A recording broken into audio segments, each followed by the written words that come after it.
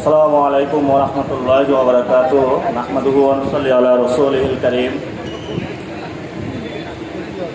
আজকে যুবশক্তির আত্মপ্রকাশ অনুষ্ঠানে বাংলাদেশের টেকনাফ থেকে তেঁতুলিয়া সর্বক্ষেত্র থেকে পঙ্গপালনে ছুটে আসা আমার তরুণ যুবক যুবতী ভাইরা, আজকে আমরা একটি ঐতিহাসিক মহেন্দ্রক্ষণে দাঁড়িয়েছি এমন একটি জায়গায়, যে জায়গাটি ইতিহাসের যতদিন বাংলাদেশ থাকবে ততদিন এই আপনাদের পিছনের অফিসটা একটি ঘৃণার স্তম্ভ হিসাবে দাঁড়িয়ে থাকবে। আপনাদের জন্য শুভকামনা যে আপনারা একটি ঐতিহাসিক আজকের এই প্রোগ্রামের সাক্ষী হতে পেরেছেন। এই যুবশক্তি কীভাবে আমরা গঠন করলাম, কীভাবে উৎপত্তি হলো, সেই বিষয়ে আমি কিছু কথা বলবো। প্রথমে আমি শ্রদ্ধা পোষণ করছি 1947 সালের উপনিবেশ বিরোধী আজাদির লড়াইয়ে যারা শহীদ হয়েছিলেন। এই দক্ষিণ এশিয়াতে নিপীড়িত মানুষদেরকে মুক্তি দিয়ে একটি সমাজ, সুন্দর আশা ভবিষ্যৎ নির্মাণের প্রতিশ্রুতি দিয়ে নিজেদের ঘর ভিটা মাটি থেকে শুরু করে প্রত্যেকটি জায়গায় নিজেদের রক্তক্ষরণ করে বর্ডারের এপাশ ওপাশ করে একটা সেটেলমেন্টের জায়গায় 3টি রাষ্ট্রের মধ্য দিয়ে সে আবার আমরা উপনীত হয়েছিলাম 1971 সালে, যার মধ্য দিয়ে আমাদের মায়ের ভাষা বাংলা ভাষা আমরা অর্জন করেছিলাম। বৈষম্যের বিরুদ্ধে বাংলাদেশের হাজারো লক্ষ জনতা নেমে গিয়ে একটি ঐতিহাসিক মুক্তিযুদ্ধের মধ্য দিয়ে বাংলাদেশ নামক একটি রাষ্ট্র বিশ্ববুকে জন্ম দিয়েছিল। সেই শহীদ ভাই বোনদের প্রতি শ্রদ্ধা পোষণ করছি, সাথে সাথে শ্রদ্ধা পোষণ করছি 75 পরবর্তী সিপাহী জনতা, যারা বুকে বুকে কাঁধে কাঁধ মিলিয়ে নতুন একটি ঐক্যের সন্ধানে বাংলাদেশকে একটি নতুন জায়গায় নিয়ে এসেছিল। শ্রদ্ধা ভরে স্মরণ করছি 90-এর স্বৈরাচার বিরোধী আন্দোলনের লড়াকু সন্তানদেরকে, যারা রাজপথের মধ্য দিয়ে সামরিক জান্তাদেরকে বিতাড়িত করে বাংলাদেশকে একটি গণতান্ত্রিক প্রক্রিয়ায় নিয়ে গিয়েছিল। আমরা শ্রদ্ধা ভরে স্মরণ করছি 2024-এর গণতান্ত্রিক উত্তরণের সেই বাঘা এবং বাঘিনীদেরকে, যারা রক্তচক্ষু উপেক্ষা করে বাংলাদেশকে দক্ষিণ এশিয়াতে একটি মর্যাদাকর রাষ্ট্র হিসেবে প্রতিষ্ঠা করার জন্য নিজেদের সন্তান, নিজেদের ভাই, নিজেদের বোন, নিজেদের আত্মীয় স্বজনকে রক্তগঙ্গার মধ্য দিয়ে আওয়ামী লীগ নামক একটি ফ্যাসিবাদী শক্তিকে বাংলাদেশ থেকে বিতাড়ন করেছিল। আপনাদেরকে অভিনন্দন। আমরা একটি স্বৈরাচারের জঞ্জাল সরাতে পেরেছিলাম, কিন্তু আমাদের সামনে একটি ঐতিহাসিক মহেন্দ্রক্ষণ অপেক্ষা করছে, যেখানে আমরা একটি শক্তিশালী বাংলাদেশ রাষ্ট্র দক্ষিণ এশিয়াতে এবং বিশ্ব মঞ্চে জন্ম দিতে পারব। আপনারা জানেন, আমরা ক্যাম্পাসের সেই গাছের নিচে বসে আড্ডা পাঠ চক্রের মাধ্যমে বাংলাদেশের রাজনৈতিক পথ নির্দেশক কী হবে সেগুলো আমরা তৈরি করেছিলাম। সেখানে গঠন হয়েছিল ছাত্র শক্তি। আজকে এই ছাত্র শক্তির কারণেই ফ্যাসিবাদী শক্তি বাংলাদেশে যে গত 53 বৎসরে জেগে বসেছিল, বাংলাদেশের আপামর জনতা, রাজনৈতিক দল, সকল পক্ষ গোষ্ঠীকে নিয়ে একটি সফল ঐতিহাসিক গণ অভ্যুত্থানকে নেতৃত্ব দিয়েছিল।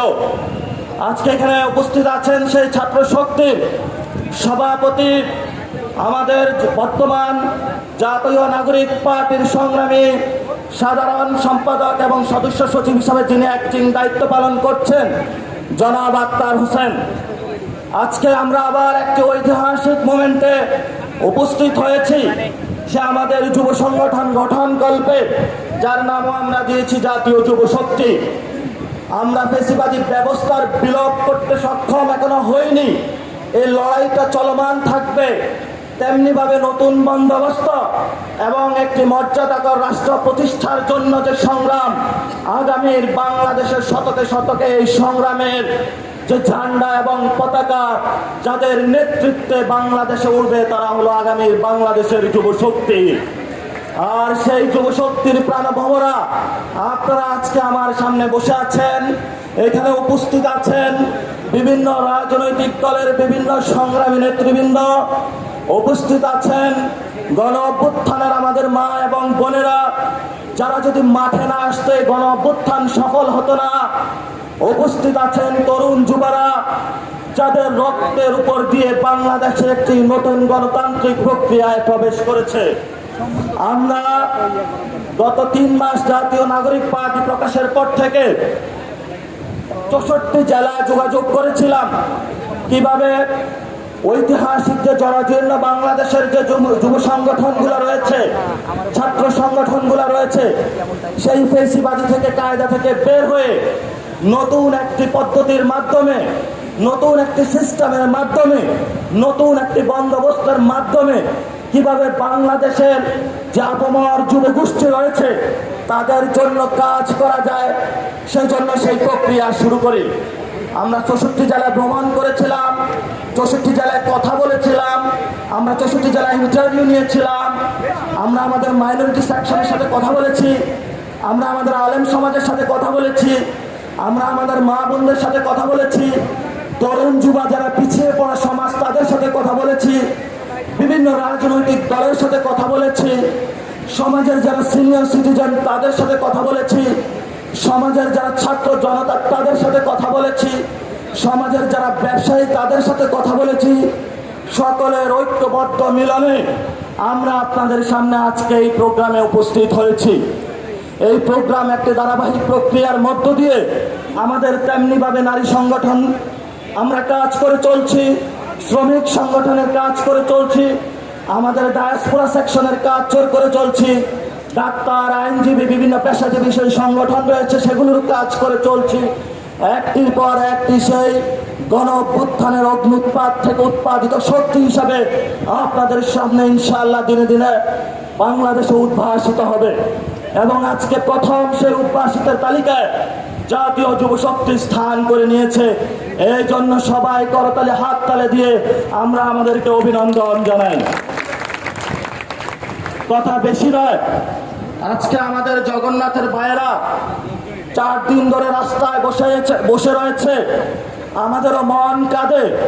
আমরা সরকারকে দাবি জানাবো একটি সঠিক সুষ্ঠু সমাধানের মাধ্যমে আমাদের এবং এই ভাইরা বোনেরা যারা রাস্তায় বসে আছে তাদেরকে আপনারা মুক্তি দিন।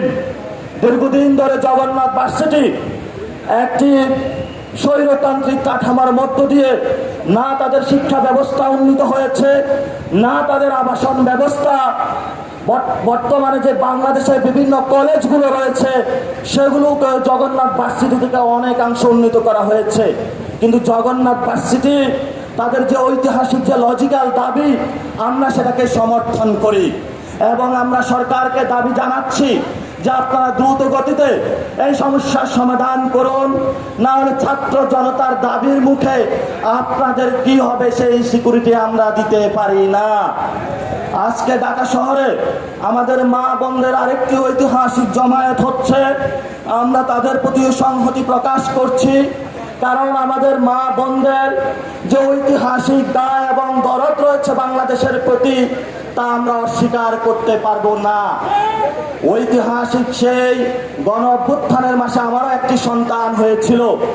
আমি বুঝি একজন নারী কিসের মধ্য দিয়ে যেতে হয়। এই বাংলাদেশ রাষ্ট্রে তাদেরকে যদি আমরা এগিয়ে নিয়ে যেতে না পারি তাহলে ভবিষ্যৎ বাংলাদেশের কোনো আশা আমরা দেখতে পারি না। আমাদের যারা ইসলামিক ভাইরা রয়েছেন গত 53 বছরে ইসলাম বলে ওয়ার অ্যান্ড টেররের কথা বলে তাদের উপরে অমানবিক অত্যাচার চালানো হয়েছে। গত 53 বছরে এই বাংলাদেশে দাড়ি টুপি পড়ার কারণে, টাকনুর উপরে প্যান্ট পড়ার কারণে এই ছাত্রলীগ, যুবলীগ, আওয়ামী লীগ এই পল্টন ময়দান থেকে শুরু করে বাংলাদেশের প্রতিটি আনাচে কানাচে কুকুরের মতো বিভিন্ন জায়গায় মানুষকে পিটিয়েছিল। আমরা 24-এ আমাদের আলেম ভাইরা আমাদের সামনে অংশগ্রহণ করেছিল, তারা সাপ্লাই নিগৃহীত হয়েছিল, বাইতুল মুকাররম মসজিদে হামলা হয়েছিল, বিভিন্ন জায়গায় তাদের গাড়ি ধরে টান দিয়েছিল। এই ছাত্র যুব ভাইরা যখন রাজপথে নেমে এসেছিল, আলেম ভাইরা কাঁধে কাঁধ মিলিয়ে একসাথে নেমে এসেছিল। আমরা একটি স্বৈরতান্ত্রিক কাঠামো থেকে মুক্তি পেয়েছি, কিন্তু ভবিষ্যৎ পথযাত্রায় আমাদের সেই মর্যাদাকর একটি বাংলাদেশ প্রতিষ্ঠায় আলেম ভাইদের অবদান ছিল। আলেমদের অবদান 47-এ ছিল, আলেমদের অবদান মুক্তিযুদ্ধে ছিল, আলেমদের অবদান 75 পরবর্তী ছিল, আলেমদের অবদান 90-তে ছিল, আলেমদের অবদানে 24-ও ছিল। আগামীর বাংলাদেশ যতদিন থাকবে ততদিন এই বাংলাদেশের একটি ব্যাকবন হিসাবে আলেম সমাজও কাজ করে যাবে ইনশাআল্লাহ। আমরা আলেম সমাজের সেই স্যাক্রিফাইসকে আমাদের হৃদয় থেকে স্মরণ করছি এবং আপনাদের হৃদয় থেকে আপনাদের এই কোরবানি আমরা ইতিহাসে এই যুবশক্তি আপনাদের আজীবন স্মরণ করে যাবে ইনশাআল্লাহ। আজকে আপনাদের সামনে আমি একজন ঐতিহাসিক আপনাদের সন্তান হিসাবে, বড় ভাই হিসাবে, আপনাদের গণের সন্তান হিসাবে ঐতিহাসিক গণ অভ্যুত্থানের অগ্নিগর্ভ থেকে উৎপাদিত বাংলাদেশের ভবিষ্যৎ রূপরেখা এবং মর্যাদাকর প্রতিষ্ঠার জন্য যে ঐতিহাসিক যুব সংগঠন জাতীয় যুব শক্তির আহ্বায়ক কমিটিকে পরিচয় করিয়ে দিতে যাব। আপনারা সবাই করতালি দিয়ে তাদেরকে বরণ করে দিবেন।